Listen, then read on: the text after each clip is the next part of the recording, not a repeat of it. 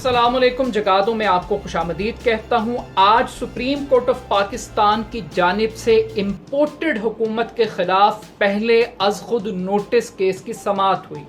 इस समाअत का बुनियादी मकसद सुप्रीम कोर्ट ऑफ पाकिस्तान की खोई हुई उस इखलाकी साख को बहाल करना था जो इस इम्पोर्टेड हुकूमत को पाकिस्तान पर मुसल्लत करके कायम की गई है। सुप्रीम कोर्ट ये चाहती है कि ये तासुर जो अवाम में जड़ें पकड़ चुका है कि ये सुप्रीम कोर्ट नहीं है, ये शरीफ कोर्ट है, ये बाजवा कोर्ट्स हैं, ये इस्टेब्लिशमेंट के इशारों पर नाचने वाली कोर्ट्स हैं, इस तासुर को ख़त्म किया जाए और एक मर्तबा फिर अवाम का एतमाद सुप्रीम कोर्ट पर बहाल किया जाए। तो इस मकसद के लिए पहले अज खुद नोटिस केस की समाअत थी। समाअत की बुनियाद हुकूमत की जानिब से हाई प्रोफाइल केसेस में तफ्तीशी इदारों में मुदाखलत को रोकना था।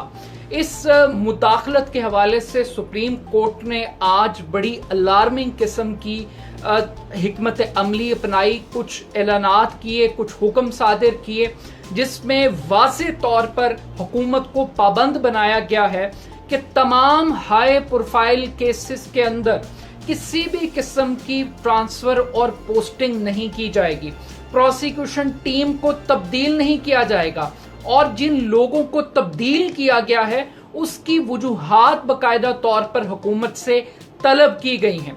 इसके साथ साथ सुप्रीम कोर्ट ने इस खदशे का इजहार किया था खबरों की बुनियाद पर कि हाई प्रोफाइल केसेस के अंदर रिकॉर्ड को गायब किया जा रहा है, टेम्पर करने की कोशिश की जा रही है और इस रिकॉर्ड के गायब होने और टेम्पर करने को रोकने के लिए सुप्रीम कोर्ट ने तमाम मुकदमात के रिकॉर्ड को सील करने का हुक्म दिया है।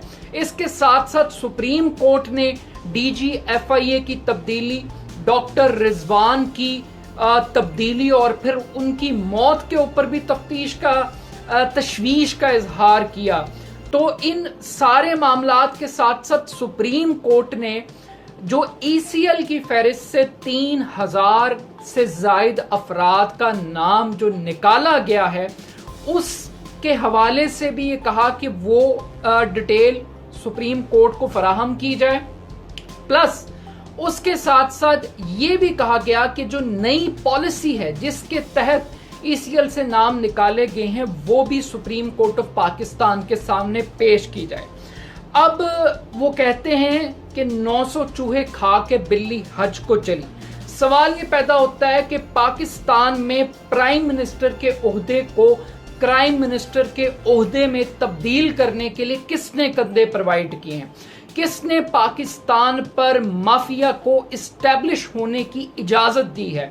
तो जनाब ये वही सुप्रीम कोर्ट है जिसने अज खुद नोटिस लिए अवामी मफाद में नहीं, इसी करप्ट माफिया के मफाद के अंदर नोटिस लिया, जिसकी खातिर आज जो कारनामे सुप्रीम कोर्ट जिस पे हैरानगी का इजहार कर रही है वो इन्हीं लोगों ने कायम किए हैं जिनको सुप्रीम कोर्ट खुद लेकर आई है।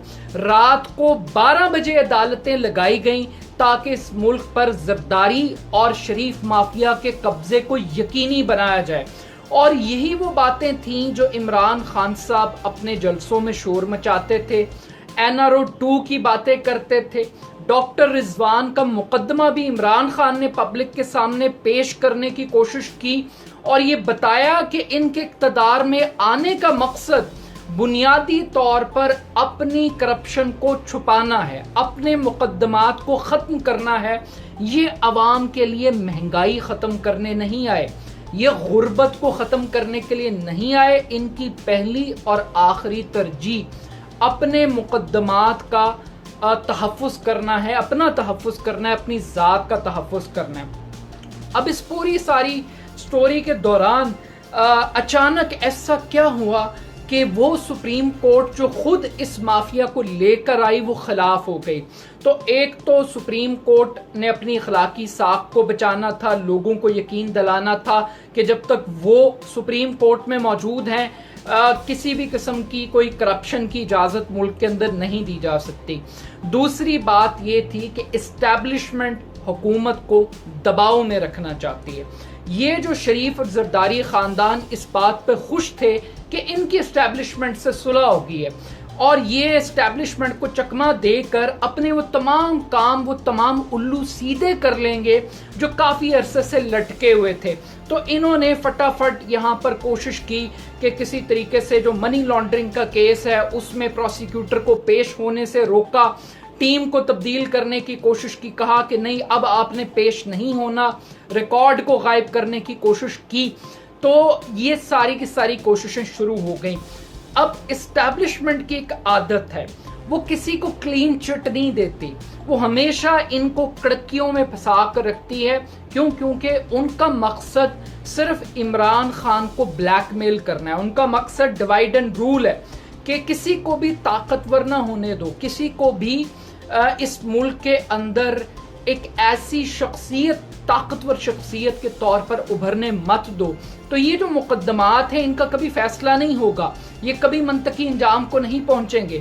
اگر پہنچیں گے تو نواز شریف کی طرح ان کو NRO دے کے لندن بھگا دیا جائے گا، لیکن کبھی ان کو سزائیں نہیں ہوں گی، کیونکہ اسٹیبلشمنٹ انٹرسٹڈ نہیں ہے کہ پاکستان کے اندر رول آف لا کی دکان چلے، وہ چاہتے ہیں کہ یہاں NROs ہی چلتے رہیں۔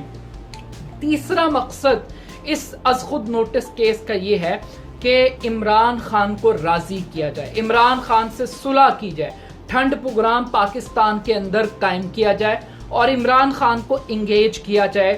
اور چونکہ اسٹیبلشمنٹ نے عدلیہ کے کندھوں پر رکھ کر یہ بندوق چلائی ہے، تو اب عمران خان کو ایک فیس سیونگ دی جا رہی ہے کہ ہاں آپ بالکل ٹھیک کہہ رہے تھے، یہ تو چور ہیں، یہ تو ڈاکو ہیں، یہ تو آتے ساتھ وہی کرنے لگ گئے ہیں جس کا عمران خان نے کہا تھا، تاکہ عمران خان کا جو غبارہ ہے اس کے اندر مزید ہوا بھرے اور عمران خان پہلے سے زیادہ پبلک میں لاؤڈ اینڈ کلیئر ہو کر کہے کہ جناب دیکھا جو میں کہہ رہا تھا آج وہ پاکستان کی سپریم کورٹ کہہ رہی ہے۔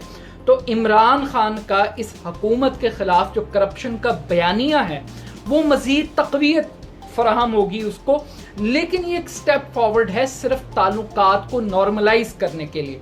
اب اس پوری ایکسرسائز کے اندر کہ جب نیب کی کارکردگی کے اوپر، نیب کی پروسیکیوشن ٹیم کے اوپر، نیب کی پرفارمنس کے اوپر یہ اس ملک کے اندر ایک نیریٹو بلڈ کیا خود سپریم کورٹ آف پاکستان نے۔ سپریم کورٹ آف پاکستان نے نیب کے مقدمات میں جب لوگوں کی ضمانتیں کی تو باقاعدہ طور پر ان باتوں کو ہائی لائٹ کیا کہ نیب ایک پولیٹیکل انجینئرنگ کا ادارہ ہے، نیب سیاست دانوں کو انتقام بنانے کے لیے استعمال کیا جا رہا ہے، نیب کی جو پروسیکیوشن ٹیم ہے اس کی قابلیت اور ذہانت کے اوپر خود سپریم کورٹ نے بڑے سنجیدہ اعتراضات اٹھائے ہیں۔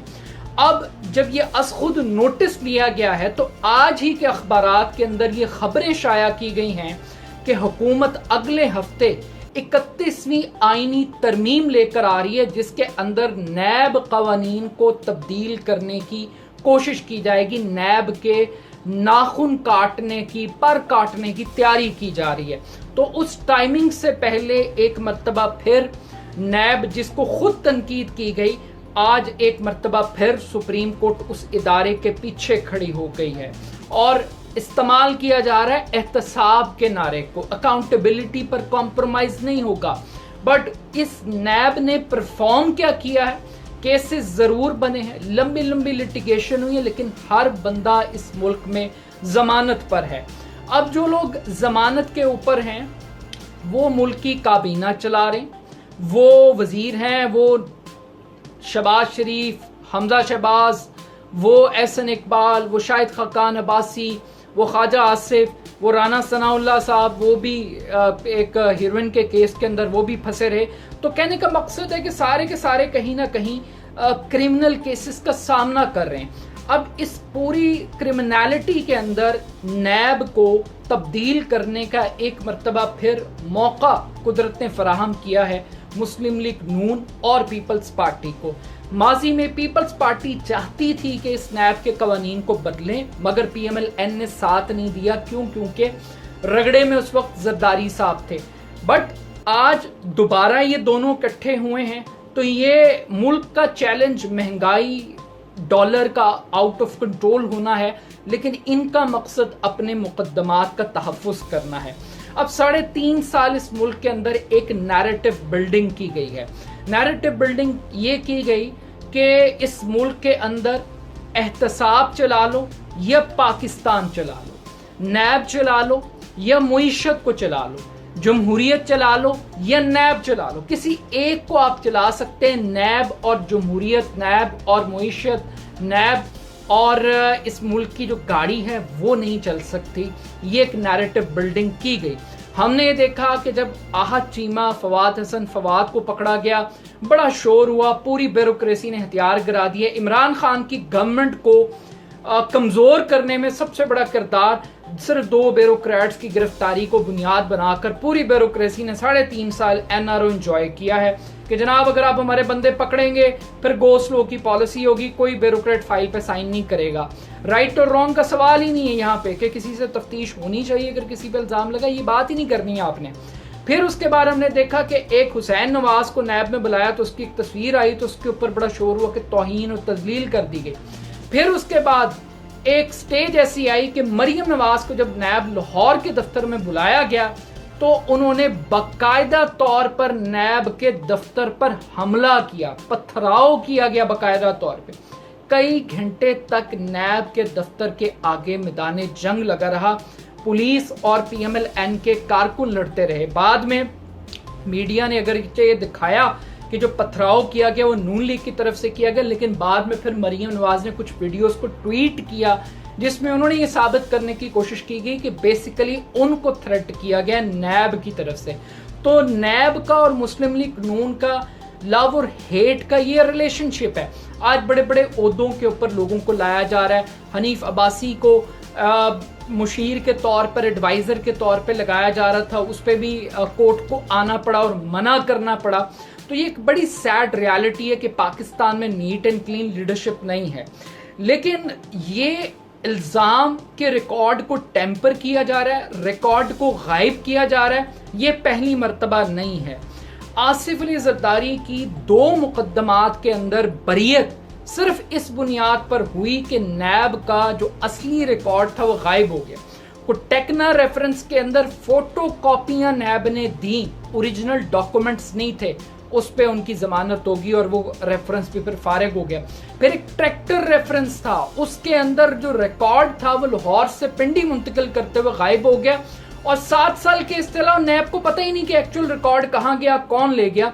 तो ये बड़े कारीगर लोग हैं रिकॉर्ड को जलाने के, रिकॉर्ड को गायब करने के। लेकिन इंपॉर्टेंट बात यह है कि क्या सुप्रीम कोर्ट इस आज खुद नोटिस केस से ये यकीन दिला देगी कि इस मुल्क में NRO 2 नहीं होगा, इस इम्पोर्टेड हुकूमत को ना डील मिलेगी ना ढील मिलेगी, और क्या वो जो साख जो तबाह की गई इस इम्पोर्टेड हुकूमत को मुसल्लत करके वो बहाल हो जाएगी, और क्या इस तरीके से इमरान खान साहब को इंगेज कर लिया जाएगा, ये आने वाला वक्त बताएगा। But at the end of the day ये दिखाया कुछ और जा रहा है, किया कुछ और जा रहा है। इसमें ना तो एहतसाब की कोई वजह है कि ये एहतसाब करना चाहते हैं, ये एक पावर पॉलिटिक्स की गेम है, सिर्फ ये सबको अंडर प्रेशर रखना चाहते हैं और सबको खुश रखना चाहते हैं। इन्होंने अपने टारगेट्स को अचीव कर लिया, अब इनके लिए ये जो है ये सिर्फ एक गिमिक्स है, एक फेस सेविंग की हद तक आप कह सकते हैं कि इदारे अपनी साख को बहाल करने के लिए कुछ कोशिश कर रहे हैं। अपना फीडबैक मुझे ज़रूर दीजिएगा, मेरे YouTube चैनल को जगादो को सब्सक्राइब कीजिएगा। बहुत शुक्रिया, अल्लाह हाफ़िज़।